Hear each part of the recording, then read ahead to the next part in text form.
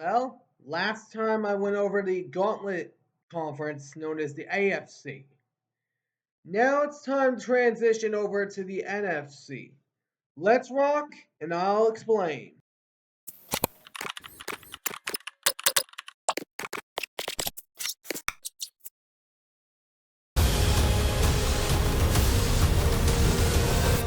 Let's talk football.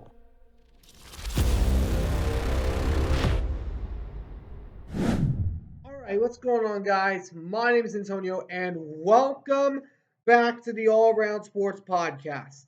Today, we are talking about the NFC. Last time, we went and talked about the AFC teams from worst to first, or the worst to the best. Today, I am doing the NFC side, ranking every NFL franchise from the worst to first. Now, I did a video on this recently, as I had already mentioned. I'll have that link down in the description for the AFC. So be sure to go check that out once you guys get a chance. But I have already set up a list of the NFC teams because it's pretty much wide open as far as like any other teams are concerned. But I have gone and discussed every single situation and I ultimately ended up with this list. So before we get started, if you guys do enjoy this video, please be sure to smash that like button down below. Subscribe if you haven't already. I will be doing two games on the week 1 Sunday games of the morning and afternoon. The Steelers and the Falcons and the Broncos versus the Seahawks, which I'm a Seahawks fan, so I'll be doing everything Seattle Seahawks. So, but anyways, without further ado, let's get into the list. Starting us off in dead last, many people are thinking it's the Carolina Panthers. I'm not putting them that low, but I am with this team because even though you got an all-time, maybe a great receiver in your core, doesn't mean you're going to change. It's the Arizona Cardinals because number one, Kyler Murray can't stay healthy. Because if he's on the field, then everything's different. That's number one. Number two, can we calm down on Marvin Harrison Jr., please? Can we calm down on this brother? It's not like he's Jerry Rice. He barely had a championship ring when he was with Ohio State. I mean, he's not Jerry Rice. I mean, come on. That's just straight up ridiculous on how much hype this guy's getting. Because Kyle Murray can't even seem to throw the ball for crying out loud. And also, and Kyler Murray's a mobile quarterback, but he's been out for the past 2 years. How do we know he's still got his game? And just because of this, I am not buying the hype around Marvin Harrison Jr. because it's the Cardinals. They haven't been to a Super Bowl since Kurt Warner was their quarterback when San Antonio Holmes broke their heart. But, anyways, that's why I have the Cardinals in dead last.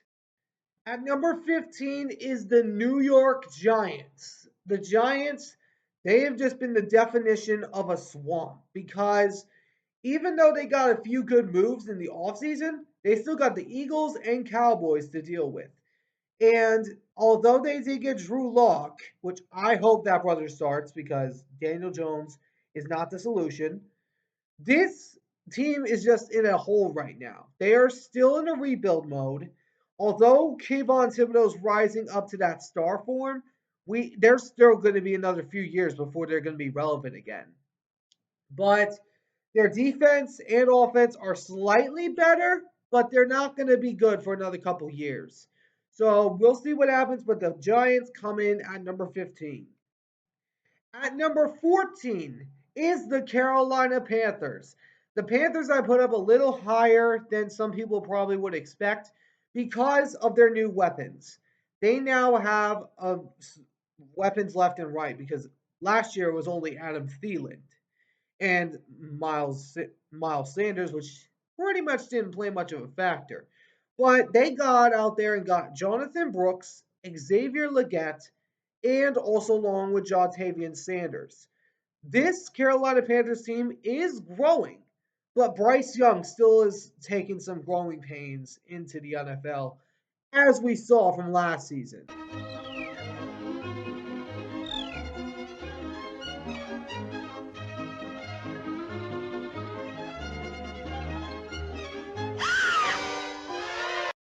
Which that was awful on their part. But I think the Patriots are going to be far worse this season because I see the Patriots going 0-17.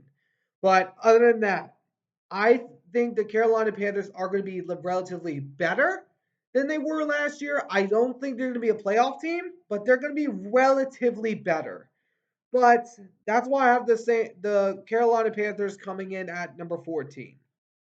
At number 13, a team from that same division, the New Orleans Saints. Now, the Saints. This I put this team a little low because there's still a lot of questions surrounding this team. There's still plenty of questions because their offense has to perform. Derek Carr may be the solution, he may not. But if not, Spencer Rattler's always there, so you got another quarterback to turn to. But the Saints, they're just in a terrible situation. They have just not looked good. Their defense is amazing, which is why I never underestimate the Saints. But their offense still has to get things together. Their offense has to perform in order to for us to see this team any higher. But anyways, that's why I have the Saints at number 13. Number 12. This team would have been higher if JJ McCarthy was still healthy. The Minnesota Vikings. The Vikings, after having JJ McCarthy get hurt, I put them down here. I was originally thinking about them putting at 8. But because of JJ McCarthy's injury, I now bounced them down to number 12. Because even though they have a great offensive weapons around him and a defense, there's still a big question at quarterback. They could go out there and still get Ryan Tannehill, which he's not a long term solution, but he's at least something. And then there's also, from what I originally got, they're in discussion with uh, Cleveland to get one of their backup quarterbacks, which is either Jameis Winston or Tyler Huntley, which either one of those wouldn't be bad. But anyways, the Vikings I have at number 12. At number 11 is the Washington Commanders. The Commanders I put here because they aren't bad, but they aren't great because they got a future Seahawk Ring of Honor member in Bobby Wagner. This, and also along with Jane Daniels, the Heisman winner, I believe we could see a similar situation to what we saw with Houston last year, but I don't see it yet because they still need to prove it. But the Commanders, their defense is slightly decent, even though they don't have Chase Young anymore. They still got a load of pieces on their team. They got guys coming in like Austin Eckler, which I was surprised the Chargers let go of him, and also along with the younger brother, excuse me, of Christian McCaffrey, Luke McCaffrey. This is going to be really interesting to see his younger brother in the league. But of course, we'll see what happens. But the Commanders I got at 11. At number 10 is the team that had the number one pick last year and used it on Caleb Williams. It is the Chicago Bears. The Bears, after many years of drowning in the debt of not having a future franchise quarterback, they now seem to have finally hit the jackpot as they went out there and got Caleb Williams, which we'll hopefully see if that hype is worth it. But right now, I have them at 10 because of a few reasons. Number one, they still have to prove themselves, and their offense is relatively better than it was, but their defense still has holes. That's number one. Number two, they're playing in a loaded NFC North. They got to play the Packers, they got to play the Lions, potentially the Vikings if they are a dangerous team, if they do have a quarterback. But this Bears team, I need to see it from them first before I put them any higher. But other than that, that's why I have the Bears at number 10. Number 9 is the Tampa Bay Buccaneers. Now, the Bucs I put down lower than I would have originally put them because of a few reasons. Number one, they still got a relatively good, decent defense, although they did lose Shaq Barrett, which retired after he joined the Dolphins. But they still got Levante David and Antoine Winfield, and they also have a good, relatively good defense, which I don't know why people are throwing a lot of hate at Baker Mayfield because not a lot of people know this. He broke the GOAT's record. He broke the GOAT stats from last season. That's right, Tom Brady's last time there because he was amazing. I mean, I went over his stats when I was talking about the Buccaneers a few times. Baker Mayfield is taking the league by storm now with the Buccaneers. And he's got a shot. In Cleveland, he didn't have a shot because it was the hardest division in the NFL. Now he's in the easiest, which is wide open pretty much. Maybe not as wide open as others because now the Falcons are in the division, which I'll touch on in just a second. But this offense is going to be relatively better. But I have the Buccaneers winning coming in at number 9. At number 8 and out of the playoff picture is the Dallas Cowboys. That's right, I put the Cowboys outside because they're frauds. But speaking of the Cowboys, I wanted to talk about this team because I stated in a video that they could possibly miss the playoffs. I'm not ruling it out because the Cowboys, they for sure don't know how to go all in. And as a matter of fact, the Eagles, Texans, and many other teams are more all in than the Dallas Cowboys themselves. I'm talking right directly to you, Jerry Jones.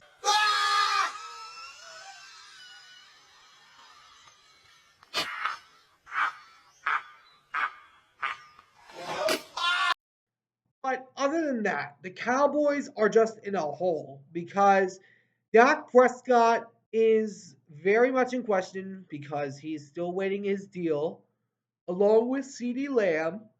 Which, if Lamb goes, which there's been a lot of speculation of that happening, if he goes, the Cowboys could become the Panthers, pretty much. Could go as low as the Panthers because that's how weak their offense is right now.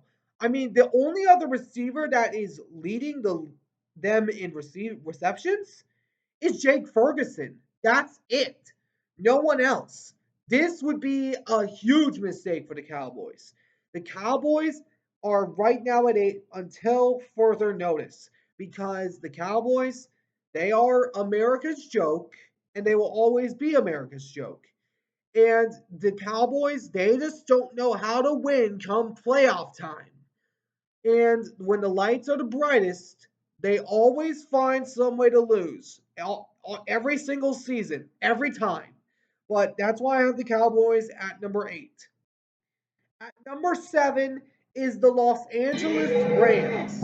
The Rams I put a little higher than some people would expect because even though they lost their Hall of Famer Aaron Donald, And it cost him. No, that 15-yard line. He's not happy about being escorted out of the stadium. A few moments later. that unfortunately retired, they are still dangerous. And the fact is, they are always a thorn in some team's side, especially the Niners and the Seahawks. But this Rams team is stacked. Their offense is amazing. Excuse me. Eesh. Anyways, the Rams, they got a stacked offense. You got Puka Nakula, Cooper Cup, and Matthew Stafford, and also along with the addition of Blake Corum, which I think is going to be a steal pick.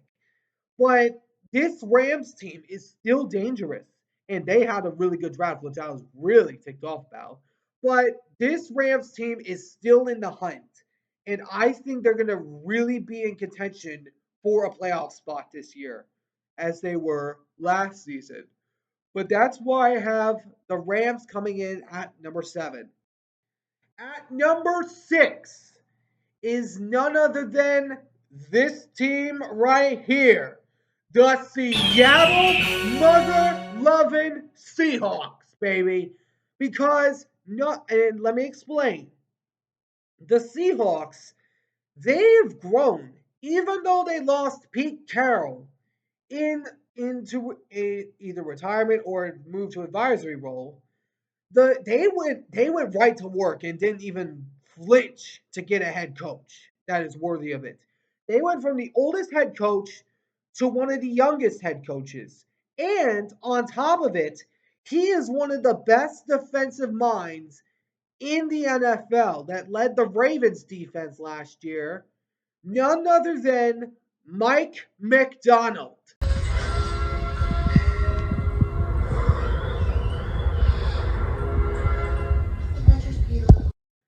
I was hyped about this because one of the reasons that they hired him is because of the beatdown he gave the 49ers when the Ravens looked like legitimately the Grinch that stole Christmas.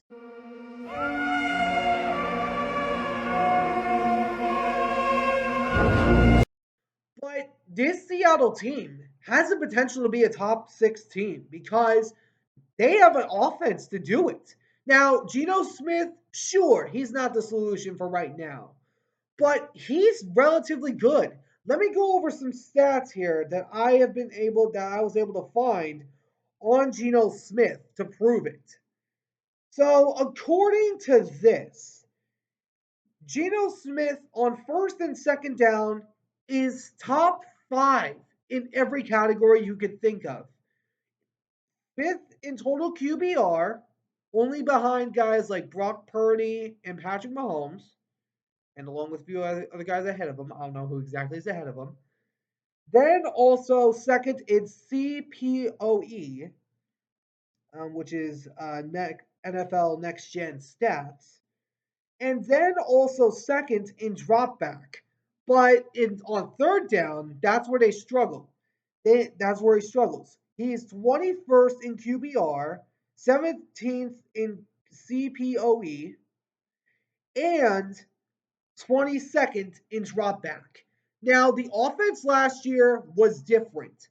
They were relatively different because they were so predictable, which it was one of the reasons why I was so ticked off about this offense. I constantly said it during last season. They need to run the ball. And now they bring in an offensive coordinator by the name of Ryan Grubb, who was amazing at Washington, that was only a few miles away from their stadium.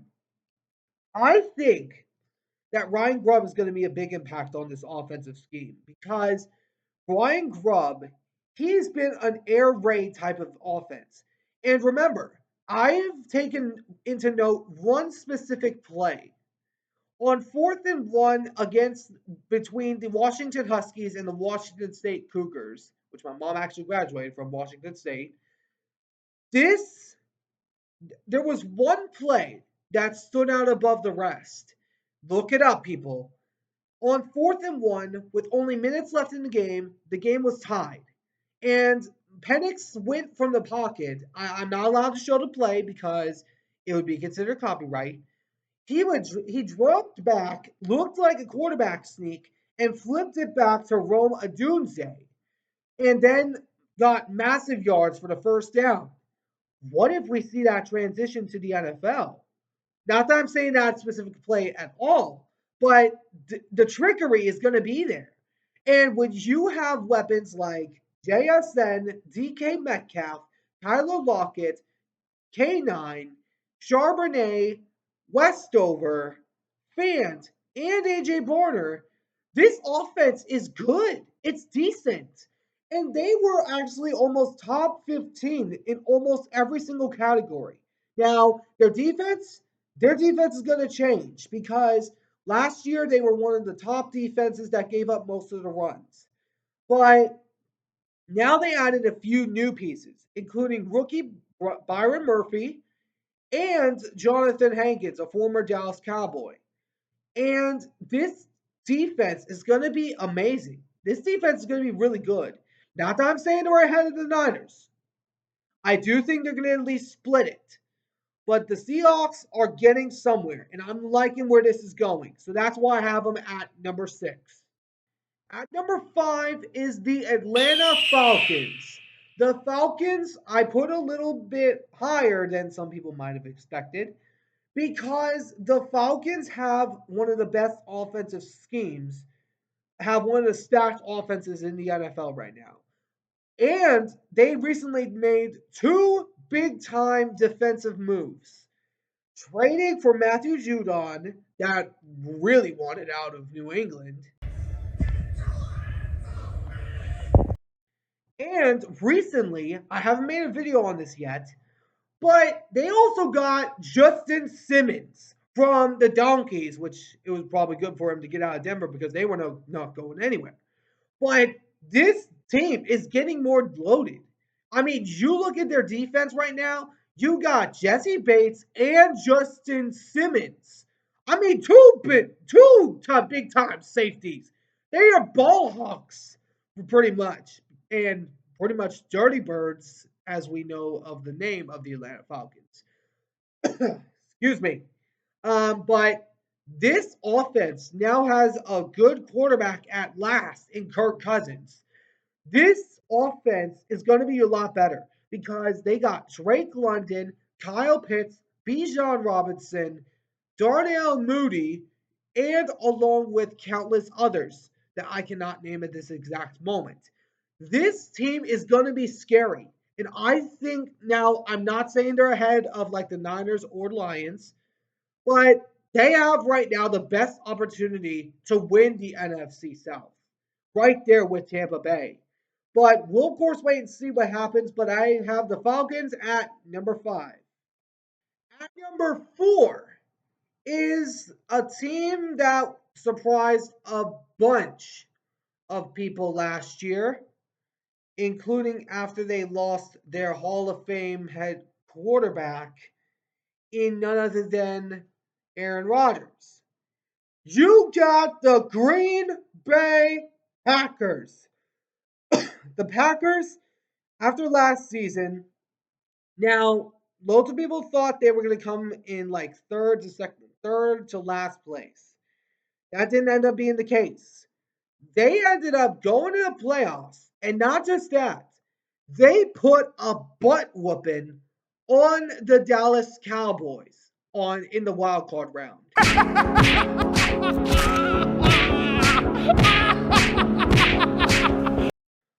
Packers, this team is legitimately scary because not only do they have another Hall of Fame quarterback, which kind of ticks me off because the Packers and Seahawks have a bit of a rivalry. This Packers team is legitimately scary. They have a young, talented roster. They got loads of second year, third year guys. They got an offense that could last them for a while. They have a relatively good offense. They have one of the best teams in the NFL right now. Their defense is going to be slightly better. They have a lot of questions surrounding their defense after the firing of Joe Barry, which I know Tom Grossi really wanted to get rid of. But this Packers team is going to be scary. So that is why I have them at number 4. At number 3, you got the San Francisco 49ers that lost in the Super Bowl again. Now, the Niners. This team is, let's just say, relatively decent. And pretty much is going to go as far as Kyle Shanahan takes them.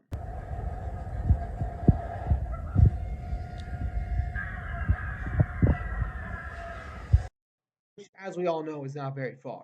But, anyways, this 49ers squad, they cannot seem to overcome Kansas City, which Kansas City is still the 49ers' daddy.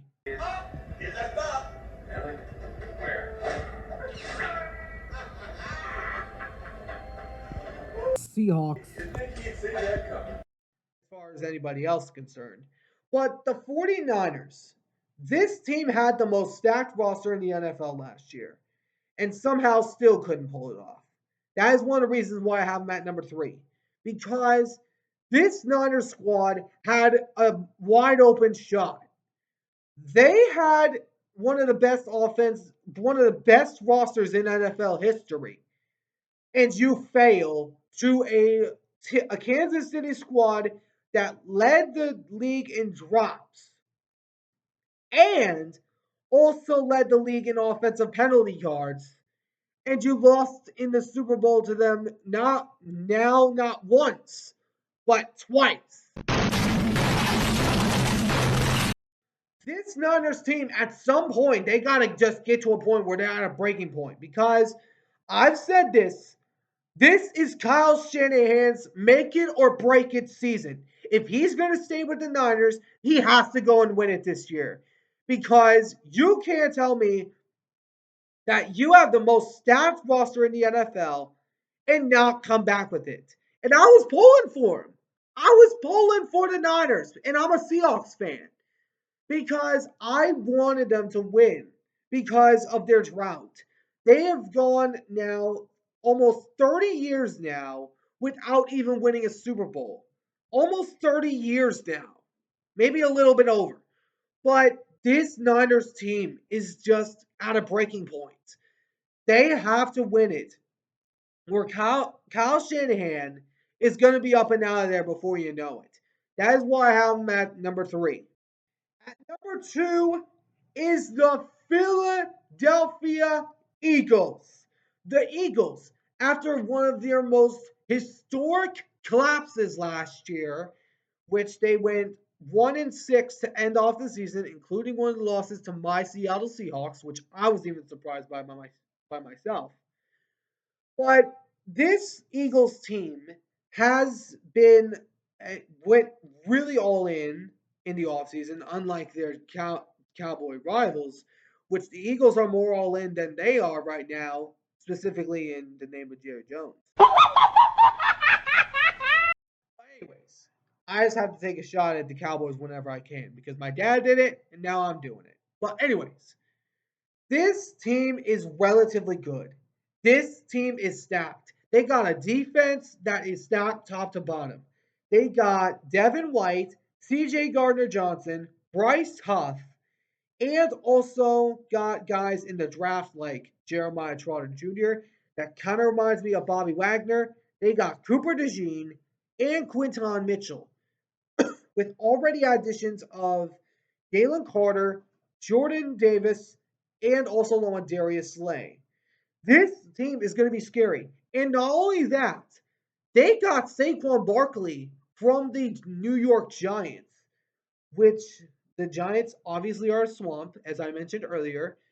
But the Eagles, they are right now have the best opportunity that they could have. And they're right now the second best team in the league until further notice, which is why I have them at number 2. At number 1 on this list, and the front runner in my eyes for this division, is the Detroit Roaring Lions.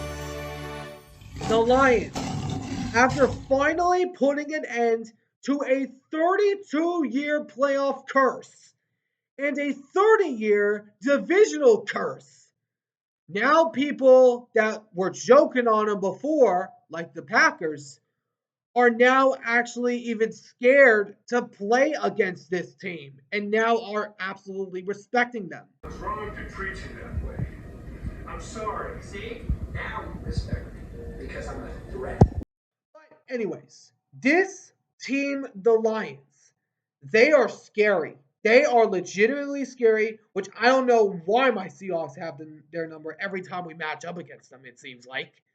But this Lions team is legitimately scary. And they brought back their black alternate uniforms, which I am very happy to see those back because I have a mutual respect for the Detroit Lions. Because, funny story, I'm only take this up a little short time.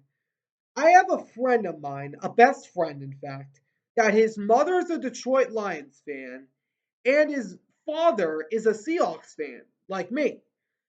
Every time they get together, when they clash, it always is a battle every time. But I just want to throw that out there. But the Seahawks and Lions will be meeting up on Monday night of Week 4. I will be doing that one, as I had already pre-mentioned earlier when I was saying that I'm going to do everything Seahawks, including primetime. But anyways, the Lions, they loaded up. They not only got out there and got Terry and Arnold in the draft to help with their secondary, but also got DJ Reader to help with the run defense, which I was even surprised that the Bengals let him go in the first place. But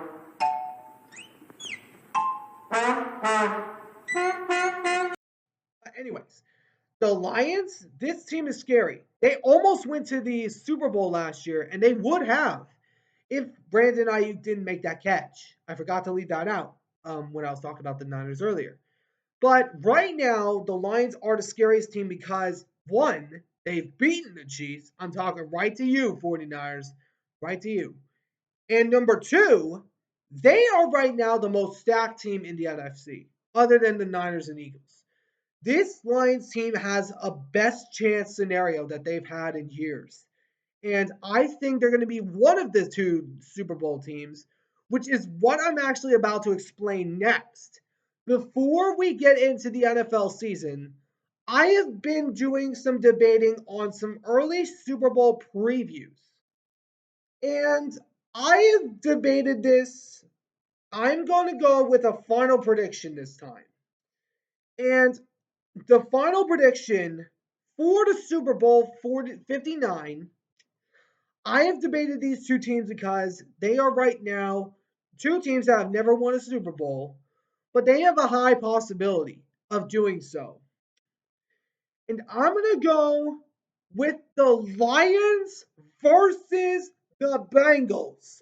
Now, this matchup would be very exciting because two teams that are really good and that have never won a Super Bowl, which would actually predate back to the day when the Rams and Tennessee Titans went against each other in the 1 yard short game. It would be the first time since then that two teams that never won a Super Bowl had met up in the Super Bowl. But this would be amazing to see, which I'm having this as a final prediction. I wanted to reveal it this video. So, but anyways, that's why I have the Lions at number 1 and this Super Bowl preview as well. Let me know in the comments what you guys think down in the comment section below.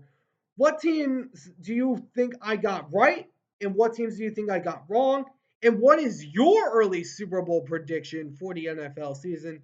But anyways, I hope you guys enjoyed. If you did, please make sure to smash that like button down below. Subscribe if you haven't already. I'll catch you all in the next one. Ciao for now.